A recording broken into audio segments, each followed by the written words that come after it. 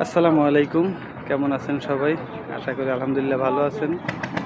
তো নদীর পাড়ে ঘুরতে আসলে আসলে খুব একটা শান্তি লাগে, কারণ খোলামেলা জায়গা, তারপরে পানি দেখা, নদীর দৃশ্য, লোকজন, খুব ভালো লাগে। তো আপনাদের কেমন লাগে অবশ্যই কমেন্টে জানাবেন যে আপনাদের ঘুরতে আসা ভালো লাগে কিনা নদীর পাড়ে। আমার কাছে অন্যরকম। এই নতুন এই যে নৌকাটা দেখছেন, ডিজাইনটা দেখছেন কি সুন্দর। নদীর পাড়ে না আসলে তো দেখতে পারতাম না।